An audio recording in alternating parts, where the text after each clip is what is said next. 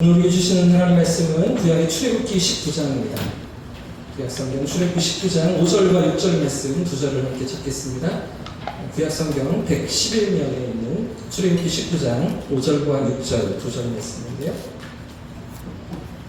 우리 두 절 말씀을 합독해서 함께 읽겠습니다. 5절과 6절입니다. 시작. 세계가 다 내게 속하여나면 너희가 내 말을 잘 듣고 내 언약을 지키면 너희는 모든 민족 중에서 내 소유가 되고 너희가 내게 대하여 제사장을 나가게 거룩한 백성이 되리라. 너는 이 말을 이스라엘 자손에게 알려진다. 할렐루야. 할렐루야. 또 기도의 자리에서 만나주시는 주님을 경험하는 복된 시간 되시길 축복합니다. 옆에 계신 분들과 이렇게 인사하겠습니다. 하나님과 함께 하십니다. 고백하겠습니다. 하나님과 함께 하십니다. 안 믿으시죠? 이 밤에도 우리 가운데 찾아오시는 주님을 경험할 수 있길 축복합니다. 지난 시간까지 우리는 두 번에 걸쳐서 십계명을 주신 하나님의 마음이 무엇이었는지, 하나님의 뜻이 어떤 것들이었는지 함께 생각해 보았는데요. 여러분, 지난 시간에 살폈던 하나님의 마음, 십계명을 주시면서 하나님 가지셨던 그 뜻이 무엇이었습니까? 두 가지 기억나시면, 첫 번째는요, 은혜였어요. 은혜. 그래서 20장 2절 말씀을 보면 이렇게 말씀하고 계셨는데요. 나는 너를 애굽 땅 종되었던 집에서 인도하여 낸 너의 하나님 여호와니라, 이렇게 말씀하시면서 그 건지심을 받은 그 은혜 속에서, 그러니까 종되었던, 종살이하던 노예 가운데 괴로움을 당해야 했던 그들의 삶의 자리에서 건지시고 구원하신 하나님의 은혜를 간직하면서 십계명을 지키고 하나님과 함께 살아가는 삶으로 나아가라고 그렇게 말씀하셨던 십계명이었는데요. 첫 번째는 은혜 가운데서 은혜를 간직하면서 살아가는 삶이었죠. 두 번째는요, 그러나 무엇이었습니까? 하나님과의 인격적인, 개인적인 관계였습니다. 나는 너를, 이렇게 2절에 말씀하고 계시잖아요. 나는 너와 관계 맺기를 원한다는 거죠. 이스라엘 백성 그 집단으로 하나님께서 그들을 이끄시고 건지시고 구원하셨지만, 사실은요, 그 개인을 한 영혼을 만나시길 원하셨고, 그들과의 인격적인 만남을 원하시면서 너희가 내 앞에서 살아가고 나와 함께 살아가는 삶을 나는 꿈꾼다, 이런 것이, 이런 의도가 십계명에 담겨 있었는데, 여러분, 지난주 금요일 말씀이 이런 내용이었습니다. 기억이 나시죠? 여러분, 한 주간을 지내시면서 여러분의 삶이 어떠셨습니까? 여러분의 삶 가운데 이런 은혜가 있으셨습니까? 나를 건지시고 구원하시는 하나님의 은혜, 나를 붙드시고 인도해 가시는 하나님의 은혜, 그 은혜를 바라보는 한 주간이셨습니까? 그런가 하면 하나님과의 나와의 관계는 어떠셨습니까?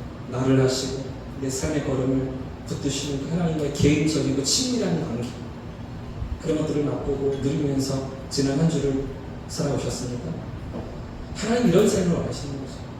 어떤 율법적이고 형식적이고 제도에 붙여진 그런 순종이나 그런 삶의 어떤 반응들이 아니라 은혜로 살아내고 은혜로 하나님 앞에서 서 있는, 그런가 하면 그분과의 개인적인 관계 속에서 우리의 삶을 나아오라고 주님을 부르고 계시는데, 여러분과 저희 삶 가운데 이런 은혜가, 이런 친밀함이 있어지기를 주님의 이름으로 축복합니다.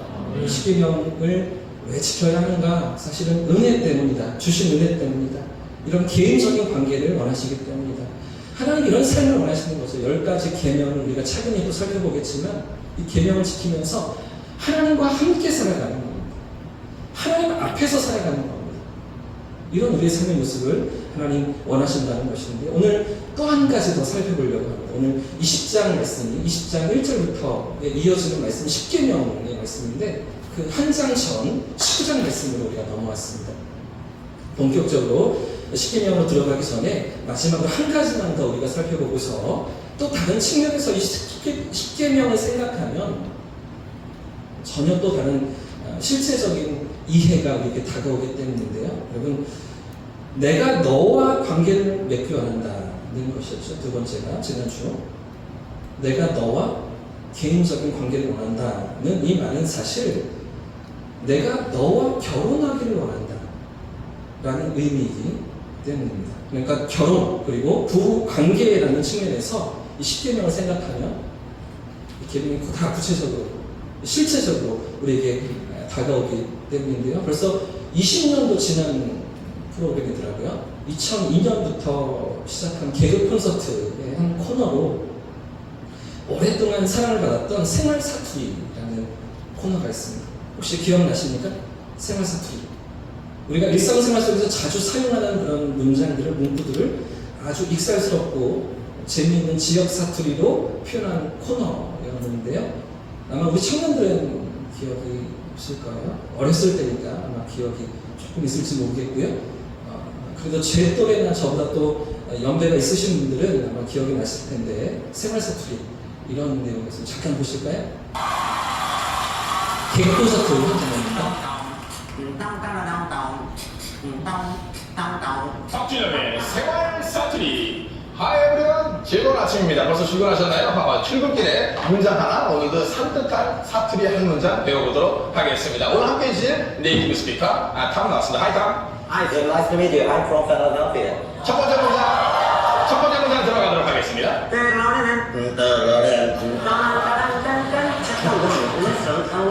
나는 당신을 사랑합니다. 연인들끼리 쓰는 말이죠. 나는 당신을 사랑합니다. 와인이 I love you, 이히 리베디히. 나는 당신을 사랑합니다. 어떻게 표현합니까? 전라도요? 어따, 거시기 어요. 나는 당신을 사랑합니다. 뭐라고요? 어따, 거시기 어요. 나는 당신을 사랑합니다. 뭐라고요?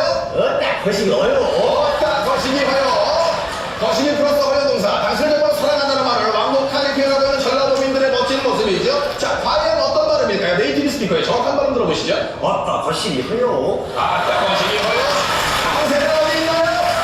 어따, 거시기 어요. 아따 거시기 허요. 절대로 잊지 마시고요. 자, 나는 당신을 사랑합니다. 똑같은 표현인데요. 어떻게 표현하나요? 자, 동사도요. 내 아를 낳아도. 네. 한번 더 들어보세요. 내 아를 낳아도. 내 알을 낳아도 뭐라고요? 내 아를 낳아도. 내 알을 낳아도 아 플러스 더 동사. 당신을 정말로 사랑한다는 표현을 직설적으로 하고 있습니다. 내 알을 낳아도 절대로 잊으시면 안 되겠고요. 네이티브 스피커의 정확한 발음으로 들어보시죠. 내 아를 낳아도.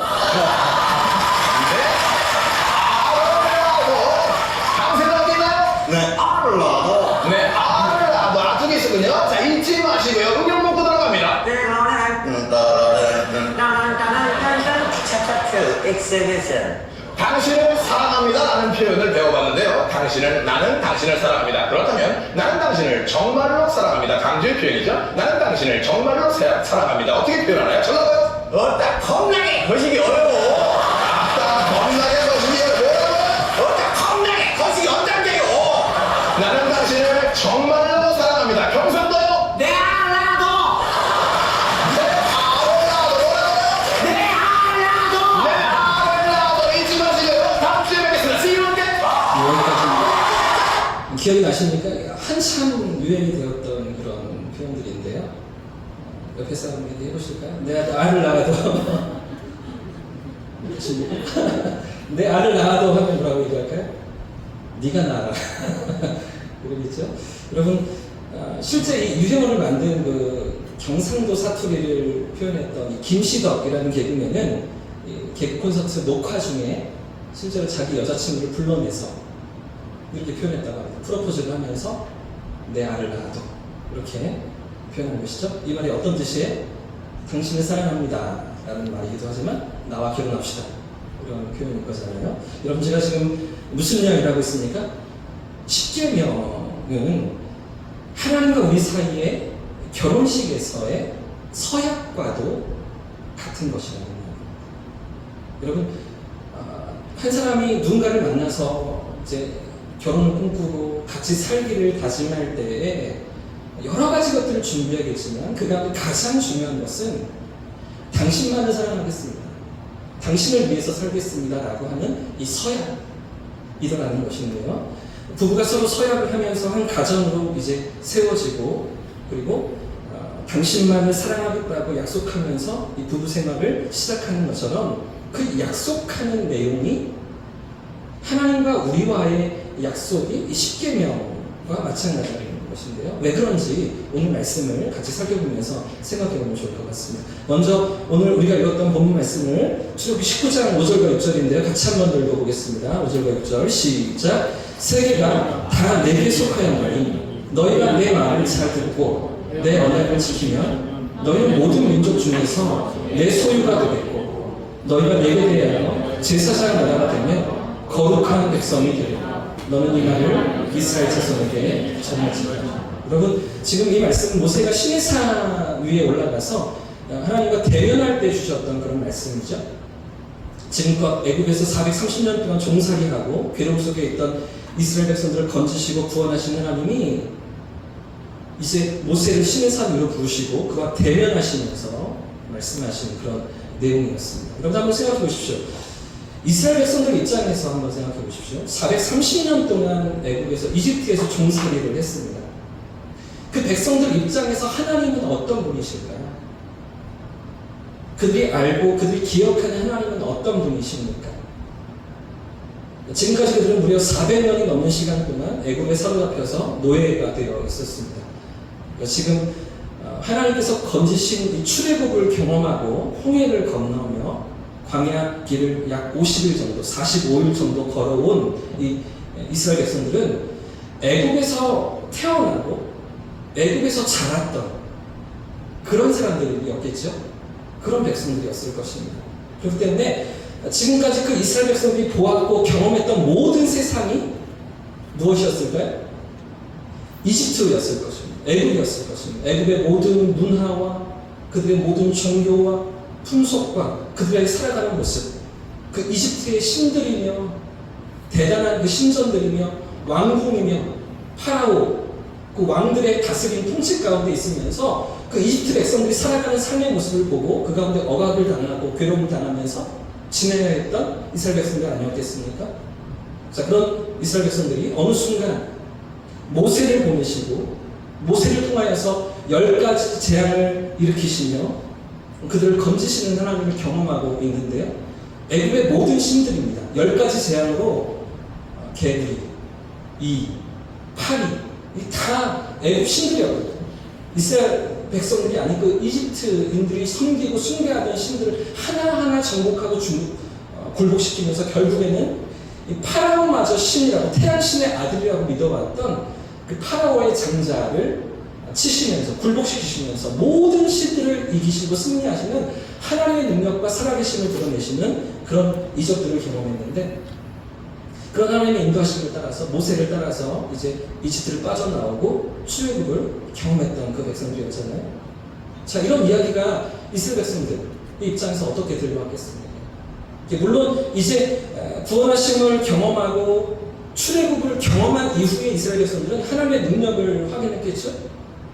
하나님이 얼마나 위대하신지, 능력이 대단하신지, 살아계신 분이신 그 분명한 사실을 그들이 느끼고 몸소 체험하지 않았겠습니까? 하지만 처음 모세가 찾아와서 모세가 다가와서 하나님께서 너희를 건지신다. 하나님이 너희를 구원하시기 원하신다. 이렇게 말했을 때 그 하나님이 누구신지 전혀 들어보지도 못했고 들어는 왔겠죠.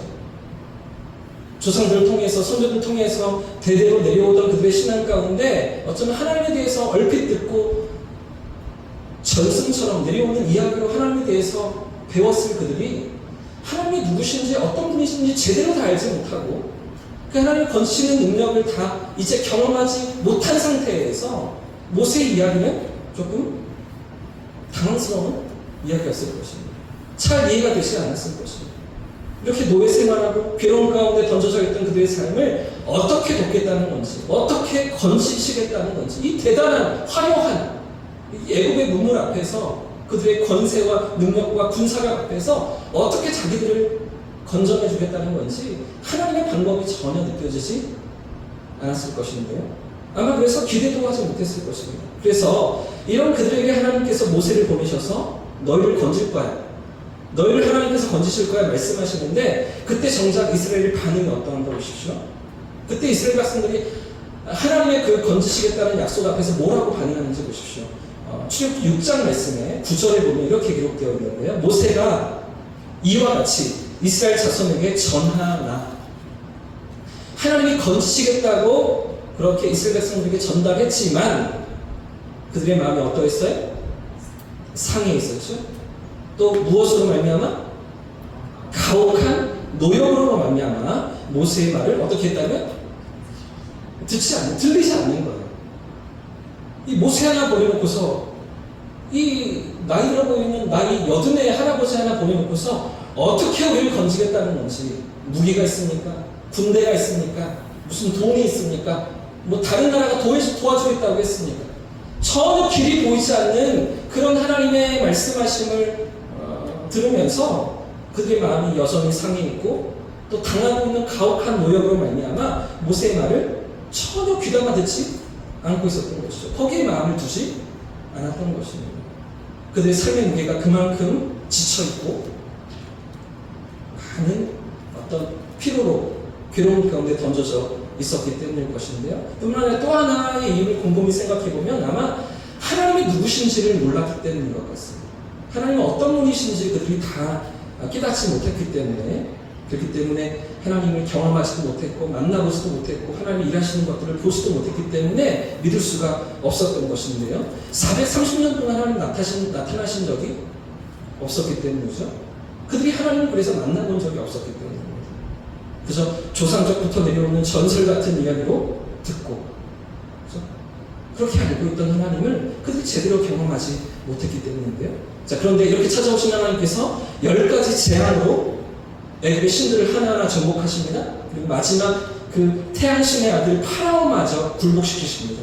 그러면서 그들을 건지시고 해방시켜 내셨죠. 6월절을 통해서 전혀 상상도 할 수 없는 놀라운 능력과 이적으로 그 백성을 건지시는 하나님의 손길을 경험하게 되었는데, 이제 자유를 얻고서, 그죠? 애굽을 빠져나오고 홍해를 건너며 이제 약 한 달 반의 시간이 지나서 시내산 앞에 머무르게 되었습니다. 이제 그렇게 해방되어지고 또 자유를 얻고서 또 광야길을 걷다가 40여일 정도 지난 그런 시간에 시내산 앞에 섰을 때 하나님께서 모세를 부르시는 장면이 오늘 19장의 부분인데요. 그러니까 사실 지금까지 한 40일 동안은 정신이 없었겠죠. 이게 뭔가 싶었을 겁니다.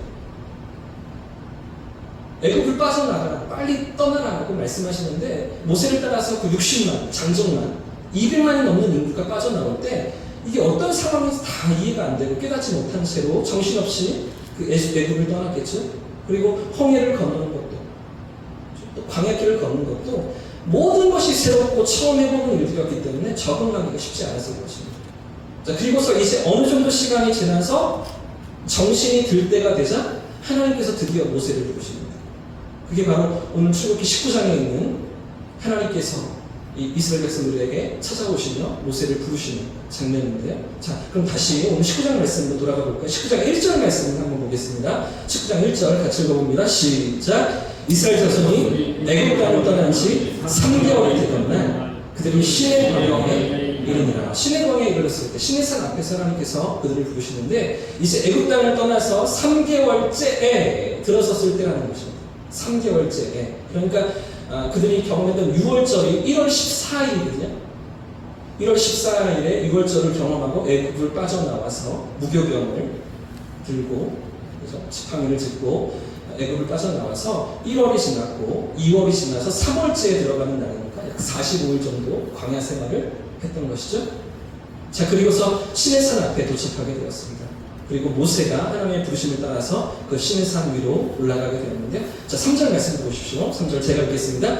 모세가 하나님 앞에 올라가니 여호와께서 산에서 그를 불러 말씀하시되 너는 이같이 야곱의 집에 말하고 이스라엘 자손들에게 말하라.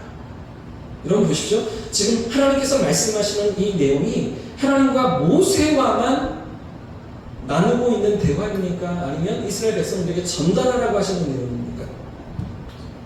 모세 개인과 하나님과 1대1로만 하시는 이야기입니까? 아니면 이스라엘 전체에게 하시는 말씀입니까?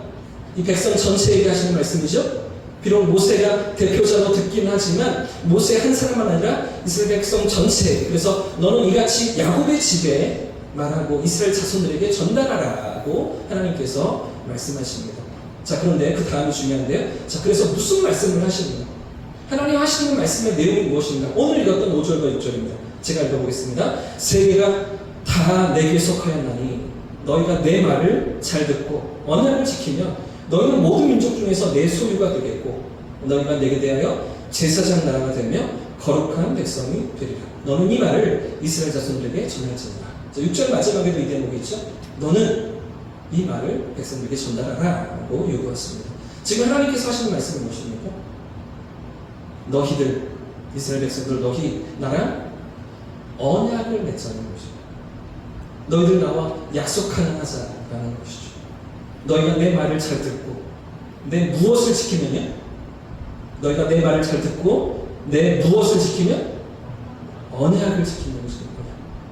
하나님께서 그 백성과 이스라엘과 언약을 맺자고 요청하시는 장면인데요. 이 요청은 다른 말로 바꾸면 청혼하시는 거예요. 프로포즈를 하시는 것이죠. 지금 하나님께서 공식적으로 이스라엘에게 나와 결혼하자고 요청하시는 대목입니다. 너희가 내 말을 잘 듣고 내 언약을 지키면 그러면 나는 너희의 하나님이 되어주겠다는 거죠. 너희는 내 백성이 될 거야 라고 나는 너희의 하나님, 너희는 나의 백성, 이런 관계 속으로 들어가자고 프로포즈 하시면서 청혼하시는 모습으로 다가오시는 것입니다. 그러니까 내 아를 낳아도 이 표현하시는 거예요. 나의 아내가 되어주십시오. 나의 남편이 되어주십시오. 이런 요청을 하나님께서 지금 하고 계신다는 거예요. 그래서 출애굽기 24장 말씀에 가면 실제로 이스라엘이 하나님과 결혼식을 하는 장면이 있습니다. 언약식이라고 표현되어 있는데요. 출애굽기 24장에 지금 20장 말씀은 하나님께서 언약을 맺자고 요청하시는 장면이고 그 언약식이 실제로 이루어지는 장면이 출애굽기 24장입니다. 그래서 제물을 잡아놓고 피를 뿌리면서 12기둥을 세우고 제단을 쌓아서 하나님 앞에서 이스라엘이 하나님과 언약을 맺는 언약식, 결혼식이 출애굽기 24장에 기록되어 있는데요. 그래서 예레미야서 같은 성경을 보시면 예레미야서 곳곳에 이 언약식이, 출애굽기 24장의 언약식이 하나님과 맺은 결혼식이었다라고 표현하고 있습니다. 그 중에서도 특히 예레미야서 31장 32절 말씀을 보시면 이런 대목이 있는데요. 이 언약은 새로운 언약을 얘기하는 거예요. 하나님께서 이제 새로운 언약, 예수님을 통해서 새로운 언약을 맺으실 거라고 약속하시는데 이 언약, 새로운 언약은 내가 그들 조상들의 손을 잡고, 그렇죠? 조상들의 손을 잡고 애굽 땅에서 인도하여 내던 날에 맺은 것과 같이 아니할 것은 옛 언약을 얘기하시는데 옛 언약은 그렇죠? 지금 시내산에서 출애굽기 24장에 맺었던 하나님과 결혼식을 얘기하시는 거죠. 그래서 그 조상들의 손을 잡고 출애굽했던 그 백성들의 손을 잡고 애굽 땅에서 인도해내고 그리고 시내산 위에서 내가 그들과 언약을 맺었다는 거죠. 내가 그들의 무엇이 되었어요? 하나님께서 무엇이 되셨어요? 남편이 되셨다고 말씀하시잖아요. 그러니까 결혼식 장면이었던 거예요. 하나님과 언약을 맺으면서 함께 살아가겠다고 내가 신부로서 하나님 앞에서 하나님의 신랑이 되셔서 우리와 곁에 함께 사시겠다고 그렇게 말씀하셨던 장면이 이 출애굽기 24장의 언약식이었던 건데요. 여러분 결국 이 이야기를 하려고 오늘 먼 길을 돌아오고 있는데요. 오늘 우리가 읽었던 출애굽기 19장에서 하나님은 프로포즈를 하십니다. 언약을 맺자고 청혼을 하십니다. 자, 그리고 이에 대해서 이스라엘 백성들은 응답을 하는데요. 자, 8절 말씀입니다. 19장 8절 같이 한번 읽어보겠습니다. 시작. 백성이 일제히 응답하여 이르되 여호와께서 명령하신 대로 우리가 다 행합니다. 모세가 백성의 말을 백성에게 여호와께 전하네. 이제 보이시죠? 하나님이 청혼하셔서 이스라엘 백성들에게 나와 언약을 맺자라고 요청하셨고 그 요청에 대해서 이스라엘 백성들이 뭐라고 대답을 했습니까? 예스라고 대답을 했죠. 그렇게 하겠습니다. 그렇게 살겠습니다. 라고 응답을 하지 않았습니까? 그래서 이 출애굽기 24장에 가서 하나님과 이스라엘은 이제 언약식을 진행하는 것인데요. 이제 남편과 아내라는 언약의 관계 속에 들어가는 것입니다.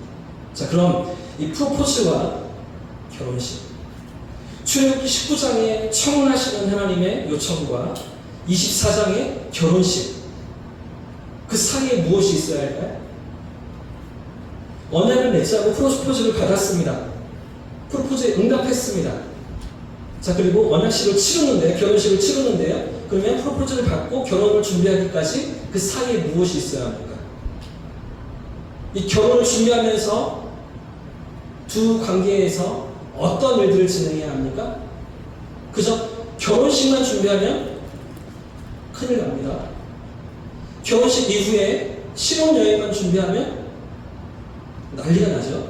왜요? 어떻게 살아갈지를, 어떻게 함께 살아갈지를 서로 다짐받지 않았기 때문에 당신의 신랑이 되어서 당신의 남편이 되고 당신의 아내가 되어서 어떻게 살아갈 것입니다 라는 그런 다짐과 그런 서약이 실제적으로 있어야 하는데요. 그런 약속을 만들어가는 것이 프로포즈를 받고 결혼식을 치르기까지의 과정이 아니겠습니까?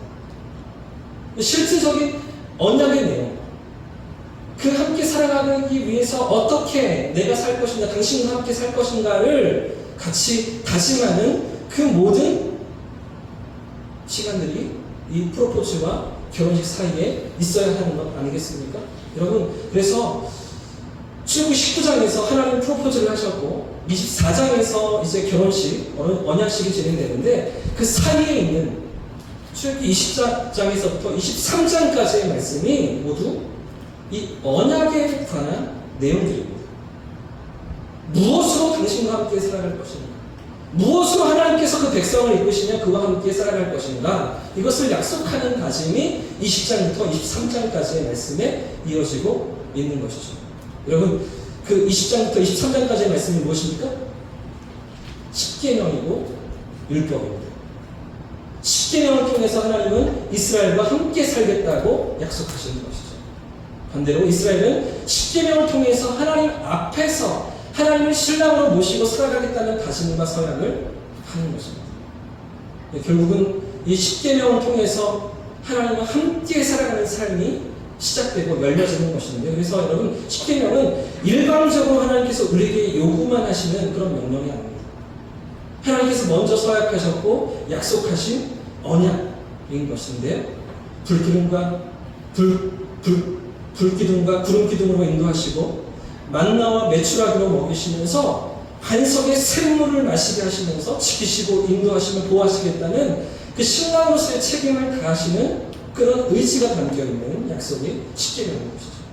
그 십계명을 주실 때는 하나님께서 먼저 신랑으로서 책임지시겠다, 이런 약속을 하고 계신다는 것입니다.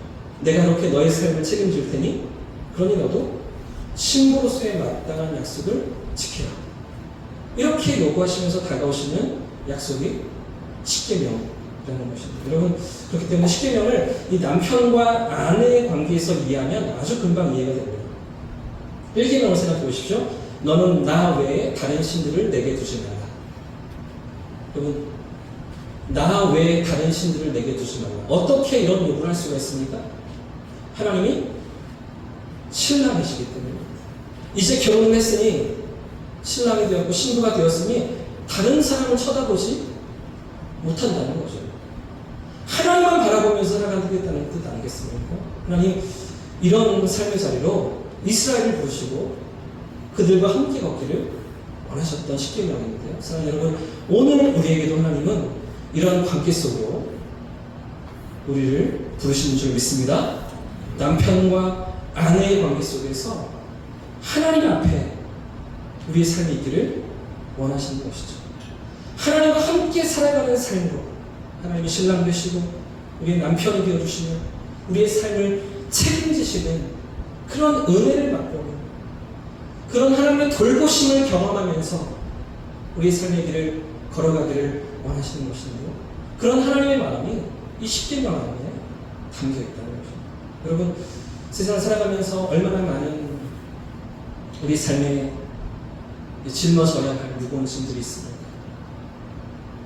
가장으로서, 어머니로서, 또 직장에서, 또 삶의 현장에서, 아들로서, 며느리로서 우리가 감당해야 될 삶의 어떤 짐들, 어떤 무거운 짐들이 우리에게 있습니까? 그러나 그 모든 무거운 짐을 하나님께 맡겨드릴 수 있는, 하나님의 돌보심과 인도하심과 책임지심을 경험할 수 있는 그런 관계 속으로 우리를 부르시는 거죠. 내가 짊어지고 내가 감당하고 내가 이겨내며 살아가는 그런 삶의 자리가 아니라 하나님이 붙드시는, 하나님이 돌보시는, 하나님이 이끄시는 그런 삶의 자리에 우리가 서기를 원하신다는 것입니다. 그런 삶 속에서 십계명을 우리가 마음에 새기고 하나님과 함께 걷는 삶의 자리로 우리를 부르시는 것인데요. 여러분, 이제 다음 주부터 우리가 십계명 하나하나를 자세히 살펴보게 될 터인데, 이런 하나님의 마음을 우리 마음에 새기면서 하나님 앞에서 살아가는 저와 성도님들 되시길 축복합니다. 우리와 함께 걷기를 원하시는 하나님 앞에 우리 마음과 우리 삶이 깨어있는 저와 여러분 되시기를 예수님의 이름으로 축복합니다.